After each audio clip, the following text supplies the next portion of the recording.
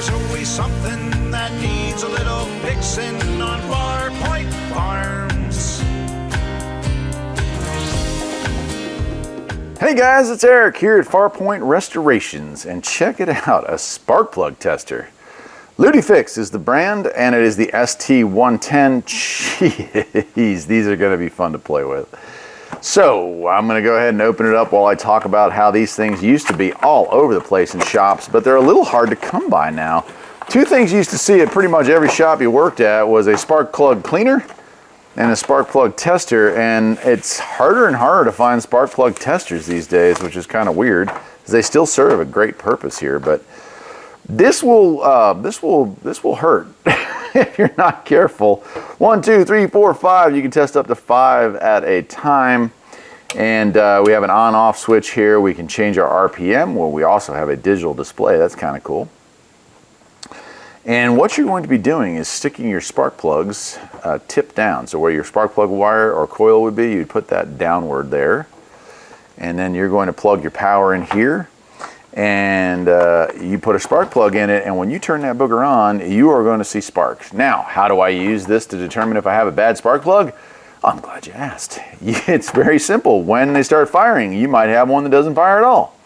More than likely, it will fire, but instead of a nice bright blue arc, it'll be a weak blue or even white, or God forbid, even an orange or red. It'll be pitter-pattering away, but it will not have good power coming out of it. You'll be able to see the difference between them because you're looking between the gap of the spark plug and the electrode. And so think about it this way. If I have no compression here, it's a wide open environment, and I am getting a very weak white or reddish color, then you can imagine under pressure at extraordinarily high RPMs, that is just not performing the way it's supposed to. Now, I don't have a ton of spark plugs here, so I won't be able to fill them all up, but I know that I have at least 2 laying around. Both of them should work. And I'm gonna put a lawnmower one in here if I can find one, and a regular car one in here, just to show you the differences. Now, you can use dual electrodes, platinum, iridium. It doesn't matter. That's not going to affect how this works. Most modern cars, your spark plugs are going to last 100 to 120,000 miles, but there are still a lot of models that offer 30,000 mile plugs. Those would be your regular spark plugs. You move into platinums, oftentimes you'll see they last 60. You move into your iridiums, which are like $20 a plug, and they last about 100,000 to 120,000 miles. It is a shame to replace a good plug that's a $20 iridium plug if the coil is at fault. So this is a way to verify a repair without wasting customer money or your own money if you want to purchase something like this.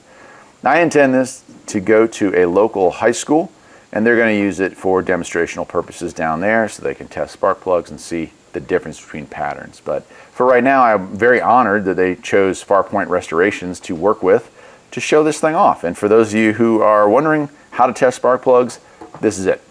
Another experiment you can do with this is to take the gap of your spark plug and spread it out just to see how big a difference it makes when your spark plug gap is set improperly. Let me go grab some plugs. I'll plug this thing in and we'll make some sparks.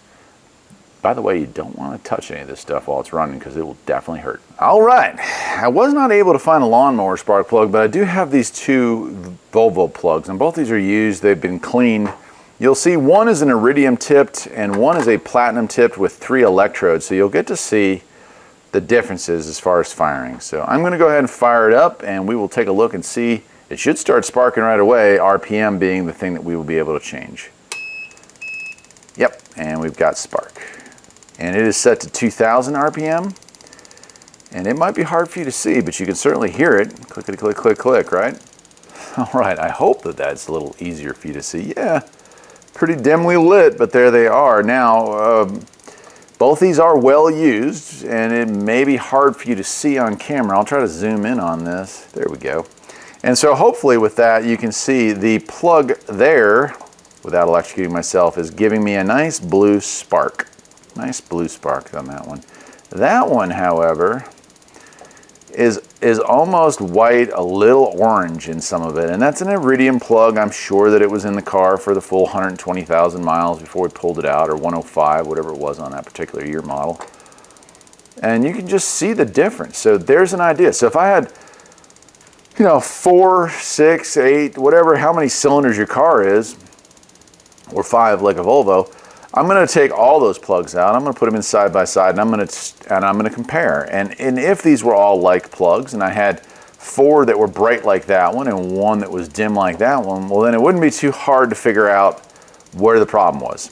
In fact, as I sit here watching this, I can see that that iridium plug sometimes shoots off to the side. Some of that may be issues with the gap. I don't know. But while we have it in here, I'll go ahead. I'm going to increase that, and we'll run it up. Look at the pulse now, it's almost constant.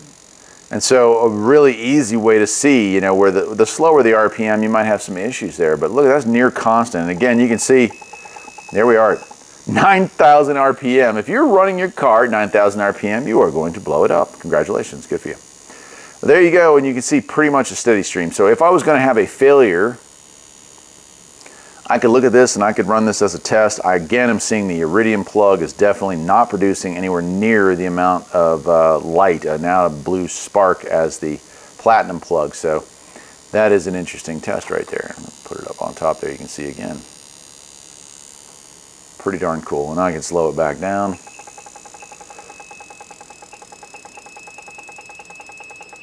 We can really slow it down. Here we are at idle, 8 to 900. So there it is at idle.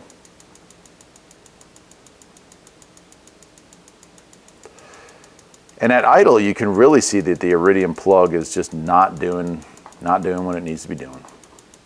That is so cool.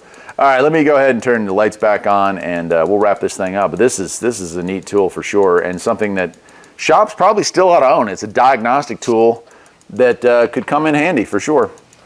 So, yeah, awesome. The ST100 from Lutifix, and I want to thank them for sending this. Farpoint Restorations, relatively new channel, about a year old now.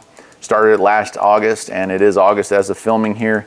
And we're just now starting to get some review products in. I hope you will stick around with the channel. I hope you will continue to watch videos like this. I do help out local high schools. When I get tools to review, they all get donated to the local high school. And so that's kind of cool. Very rarely do I resell. Of course, you know, if it's a really cool tool that I happen to need, I would keep. This is something that we actually have at our shop in town, but the school does not. So that's something that's going to go there.